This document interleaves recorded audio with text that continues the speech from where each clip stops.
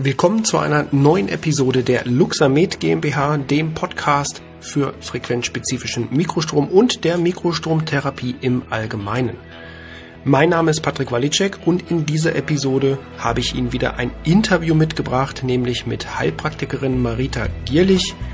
Sie setzt den Luxamed bzw. die Mikrostromtherapie auch etwas außerhalb der klassischen Schmerztherapie bzw. Sportmedizin ein. Auch gerade Patienten mit Autoimmunerkrankungen sind ein Bereich, wo sie sehr gute Erfahrungen mit der Therapie gemacht hat. Und aus diesem Hintergrund habe ich ein Interview mit Frau Gierlich geführt und freue mich, dass das Ganze auch so gut und so genial stattgefunden hat und möchte Sie da jetzt auch gar nicht weiter auf die Folter spannen. Seien Sie gespannt, was es außerhalb Sportmedizin und klassisch orthopädischen Einsatzbereichen noch für Möglichkeiten gibt mit dem Luxamed und hier direkt aus der Praxis für Sie, Frau Marita Gierlich.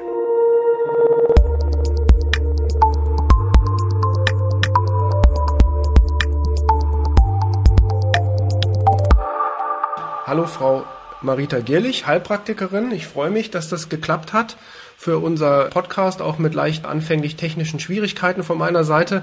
Das Ganze über Video zu machen, was ja momentan, glaube ich, Videomeetings, die an der Tagesordnung liegen in allen Bereichen. Ja, ich freue mich. Hallo Frau Gierlich. Hallo Herr Walicek. Ich freue mich auch, dass das geklappt hat, dass ich die Möglichkeit habe, die guten Erfahrungen mit dem Luxamed auch für andere mal zu erklären und auch vielleicht den Zusammenhang mit Autoimmunkrankheiten und der TCM, da der Luxamed meiner Meinung nach viel, viel mehr kann, als nur den Sportbereich und Schmerzbereich abzudecken. Super. Frau Gierlich, vielleicht stellen Sie mal sich und Ihr Arbeiten, also sich, Ihre Praxis und Ihr Schwerpunkt und Ihr Arbeiten so ein bisschen für die Zuhörer vor. Ich denke, das ist sicherlich sehr interessant. Ja, also mein Name ist Marita Gierlich. Ich führe eine Praxis für traditionelle chinesische Medizin in St. Augustin-Hangela. Ich habe die Praxis 2016 übernommen und so, das ist so mein Schwerpunktgebiet mit der Akupunktur, mit der Ernährung nach den 5 Elementen. Wir bauen viel Qigong ein, dass ich auch den Patienten anleite und also die 5 Säulen, die die TCM bietet in ihren Eigenschaften, wende ich bis auf Tuina auch alle an. Tuina ist so eine spezielle Massageform in der TCM. Und ich habe einfach lange überlegt oder gesucht nach einem Therapiegerät, was mich in meinen Akupunkturen speziell bei chronischen Erkrankungen, langjährigen chronischen Erkrankungen unterstützen kann. Und irgendwann wurde mir der Luxamed vorgestellt und für mich war es eigentlich keine lange Überlegung, das Gerät anzuschaffen, weil es für mich einfach sehr logisch erscheint und in meinen Therapien gut einzubauen ist, weil eigentlich der Mikrostrom über die Meridiane, über das Fließsystem läuft und das war für mich fast ein Geschenk oder eine sehr gute Ergänzung meiner Therapie. Super, ja, finde ich spitze. Nein, ja. Aber was Sie sagen, halt gerade die Kombination auch mit der TCM und ich nenne es immer so ein bisschen über den Tellerrand hinausblicken, ne, wie Sie es auch eingehend gesagt haben, über die Sportmedizin und orthopädisch-physiotherapeutischen Bereiche hinaus, denke ich, da kann der Mikrostrom auch eine sehr, sehr große Hilfestellung liefern. Wie machen Sie es jetzt konkret für sich? Also jetzt kommt ein Patientin kommt zu Ihnen, Sie machen Ihre Anamnese logischerweise. Was sind so für Sie die Entscheidungen, die Beweggründe und sozusagen die Strategie? Wann nehmen Sie den Luxamed womit hinzu? Und also diese Vorgehensweise vielleicht, wenn Sie dazu was sagen könnten. Ja. Also wenn die Patienten das erste Mal in meine Praxis kommen, wird eine sehr ausführliche Anamnese natürlich erstellt von mir. Dann sehe ich einfach, wie das System an sich funktioniert mit den Elementen, über die ich therapiere. Einmal die Lebensenergie, das Qi, das Blut und alle gesamten Körperflüssigkeiten lassen sich ja in der TCM durch eine Pulsdiagnose feststellen. Dann mache ich mir erstmal ein Gerüst, ein Behandlungskonzept vorerst mit Akupunktur, um dann zu sehen, wie weit komme ich bei chronischen Prozessen in dem Prozess der Genesung, wie lange dauert das Ganze und dann entscheide ich eigentlich immer relativ zügig, dass ich den Luxamed mit einsetze, ob ich über die Meridiane, über bestimmte Akupunkturpunkte, die ich in ihrer Wirkung verstärken möchte, ob ich ihn da einsetze oder ob ich eine allgemeine Anlage wähle, wo dann die Akupunktur wirkt und der Luxamed über die Reflexbahn und Reflexmuskulatur einfach eine Verstärkung bedeutet. Und dann natürlich das entsprechende Programm, was sich in diesem Fall eignet. Okay. Und gerade bei den Akupunkturpunkten, Meridianen, machen Sie es dann hauptsächlich mit den Klebeelektroden oder nutzen Sie dann auch für bestimmte Reflexpunkte, Akupunkturpunkte die Lichttherapie noch mit dazu?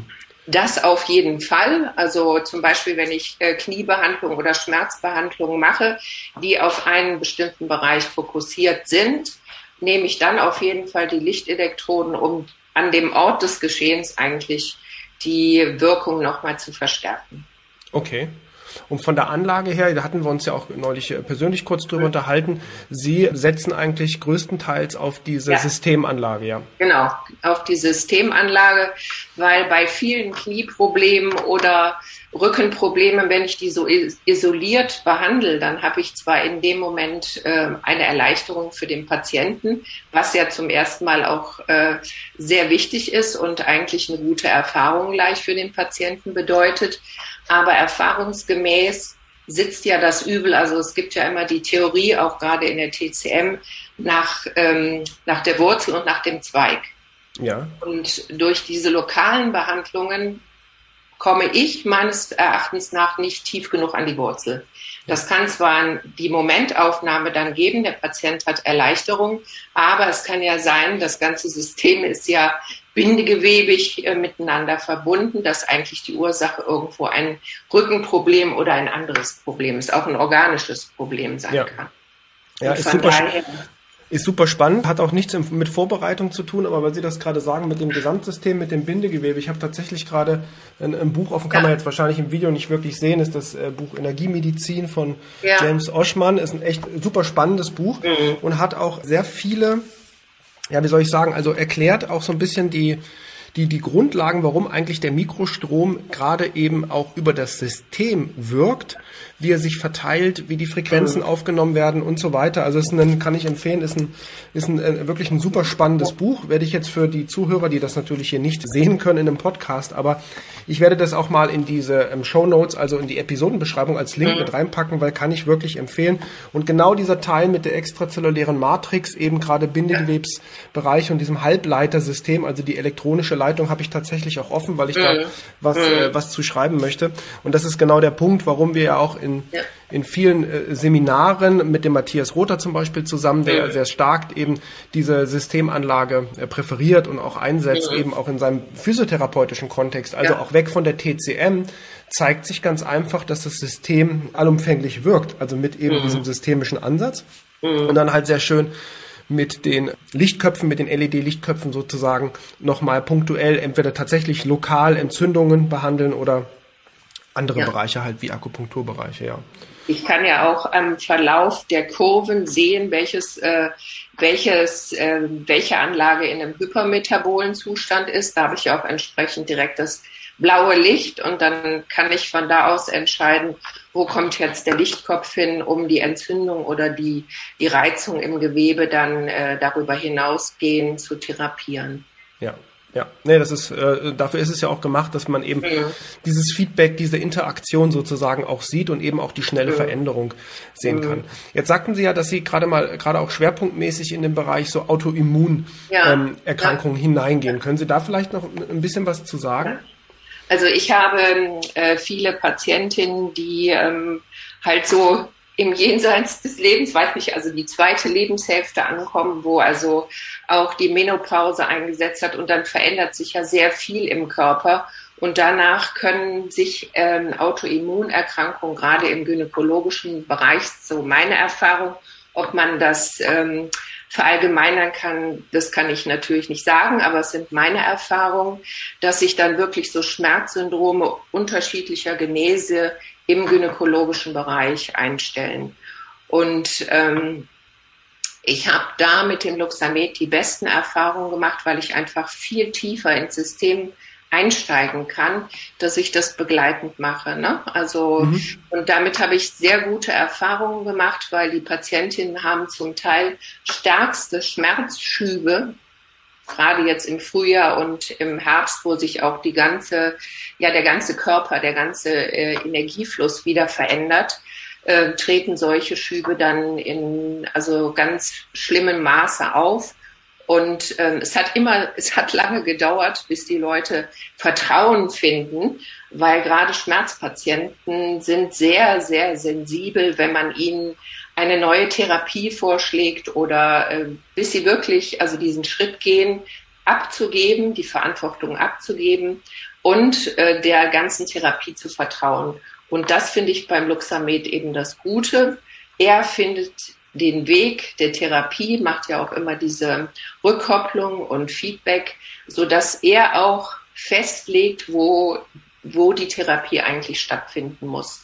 Und durch die unterschiedlichen Programme, und ich arbeite da auch ganz viel im vegetativen Bereich, ist das für mich wirklich eine absolute Ergänzung.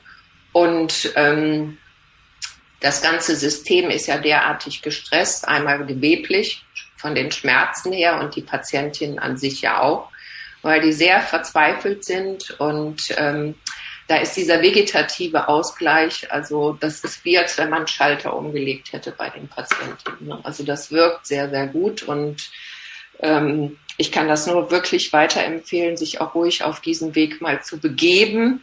Ich habe jetzt auch den Podcast von dem Kollegen Hock mir angehört und der berichtet ja eigentlich das Gleiche. Ne? Schmerzen bewirken ja immer eine Dysregulation im Gewebe. Darüber entsteht Stau und Stress und Schmerzen. Und da kann ich mit dem Luxamed jede Behandlung oder jede Erkrankung eigentlich unterstützend behandeln. Ja, super. Nee, das stimmt, ja, gerade Burkhard Hock, der in seiner Vorgehensweise etwas, sagen wir mal, speziell ist, aber halt der Erfolg gibt ihm recht in seiner Vorgehensweise. Und arbeitet ja auch der hat ja auch schon mit den Vorvorgängergeräten gearbeitet, also schon wirklich lange Zeit und das stimmt, ja. Er ist mehr so er fokussiert sich mehr so auf den Bereich tatsächlich der Orthopädie, das ist ja das auch sein Steckenpferd, ne? Ja. Und daher ist gerade, was Sie sagten, auch das Thema eben die Autoimmunansätze, finde ich super spannend, ja, also den Bereich zu gehen. Haben Sie gemerkt, dass bei den Patientinnen auch jetzt unabhängig von der Schmerzproblematik, Symptomatik, auch, sagen wir mal so, über das Vegetative bis hin zum psychologischen Bereich sich was ändert? Auf jeden Fall. Also das kann ich eigentlich von allen meinen Schmerzpatienten berichten, wo ich mit dem Luxamed arbeite, dass gerade in dem vegetativen Bereich und psychosomatischen Bereich Änderungen ganz von alleine angestoßen werden, sei das wirklich den Mut zu nehmen, also den Arbeitgeber unter Umständen zu wechseln. Ja. Das sind ja alles so Störfaktoren, die triggern über, 10, 15 Jahre, so lange muss es ja gar nicht sein, ein Jahr reicht ja oft schon aus, ne? Aber dass sie wirklich überlegen, auch in die Richtung sich zu verändern oder die Arbeitszeiten zu kürzen, also das passiert automatisch und begleitend. Ja, das perfekt. Ist schon erstaunlich. Ja, super. Vielleicht nochmal so abgerundet für den Praxisablauf. Wie muss ich mir das jetzt, wenn ich jetzt als Patient zu Ihnen komme, wie muss ich mir das vorstellen? Wie lange dauert bei Ihnen eine Anwendung, Behandlung? Wie bauen Sie das? Also unabhängig jetzt von der Anamnese und den Sachen, wie lange dauert die reine Therapie? Wie kann ich mir das vorstellen? Auch in der Kombination mit TCM? Ja. Also ich denke, ich brauche immer 1 Stunde bis 1,5 Stunden. Ich unterscheide oft, ob ich das parallel laufen lasse oder gleichzeitig laufen lasse. Ne? Am Anfang mache ich es oft nacheinander, damit die Leute auch so eine Empfindung bekommen. Oder manchmal wende ich auch nur den Mikrostrom an, dass man überhaupt auch mal für sich persönlich erfahren kann, was passiert denn da, wie fühle ich mich danach. Ne? Ja. Und das ist also auch bei Schlaganfallpatientinnen oder Patienten, wo die Prozesse schon ganz lange zurückliegen. Aber das ist unglaublich. Da findet der Mikrostrom selbst den Herd des Geschehens, noch nach Jahren. Ja, perfekt. Super. Und jetzt haben Sie ja die neue Softwareversion für den Luxamed. Können Sie da noch 1, 2 Worte verlieren? Ist Ihnen gibt es ein bestimmtes Programm, was ganz besonders, was Ihnen aufgefallen ist? Ich meine, es ist jetzt ja noch nicht lange, wo wir das Update gemacht haben, aber irgendein Unterschied bemerkt gerade dort? Ja, also für mich ist ja eben die TCM so, dass mein Hauptaugenmerk und da sind ja einige Programme auch auf die TCM, Leber-Galle und Entspannung und so. Das ist für mich einfach, ja, das war also wirklich, es ist für mich ganz besonders viel wert.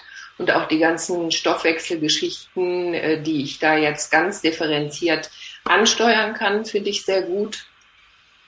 Den Immunboost habe ich ja die ganze Zeit mit meinen Patientinnen gemacht und Patienten während der Pandemiegeschichte. Und da habe ich sehr gute Erfahrungen. Und das ist ja jetzt auch nochmal, was die Lunge und den Immunbereich geht, sehr differenziert worden. Denn der gesamte Bewegungsapparat ist ja komplett neu aufgebaut worden. Also ich finde es wirklich nochmal einen ganzen Schritt weiter nach vorne. Schön. Das freut mich. Super. Ja, da sind wir auch dran. Gerade jetzt mit dieser Softwareversion können wir auch zukünftig Updates wesentlich einfacher ausliefern. Also ich könnte Ihnen eine Update-Datei per E-Mail schicken und Sie bräuchten das nur auf einen USB-Stick packen und könnten es installieren. Das geht jetzt sehr, sehr einfach. Auch die Datensicherungen gehen jetzt auch sehr, sehr einfach über einen USB-Stick. Also ich denke, das ist ganz gut gelungen. Und auch dieser Bereich, wo Sie jetzt die Möglichkeit haben, das haben bisher nur ganz wenige genutzt, aber die Möglichkeit gibt es ja, seine eigenen Programme zu bauen. Nutzen tatsächlich nur wenige. Wir haben halt uns gedacht, gab so 1-2 Kunden, die das gerne gehabt hätten oder haben wollten. Und da haben wir gesagt, gut, wir machen das, wir implementieren das, wobei ich sehe, dass die meisten das nicht nutzen, weil es halt schon ein Aufwand ist, natürlich, sich dort seine Programme zu bauen und auch eine zeitliche Frage schlussendlich. Ja. Aber ich finde es trotzdem gut und ich glaube, man muss sich einfach mit der Systematik, wie ich ein Programm schreiben kann, erstmal ein bisschen vertraut machen. Ja. Aber durchaus finde ich das auch eine sehr gute Ergänzung.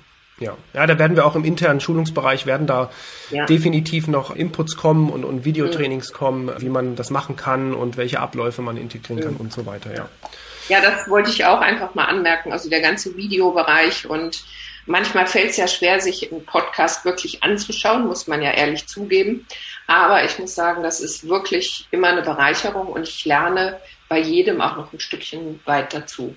Schön, das freut mich. Das soll ja auch so sein. Ich weiß, es sind halt auch immer mal trockene Themen, die nicht so interessant sind. Und gerade bei einem Podcast, wo man jetzt auch nichts sieht, bei dem Online-Training haben wir auch Videoinhalte mit dabei. Da ist es ja noch ein bisschen was anderes.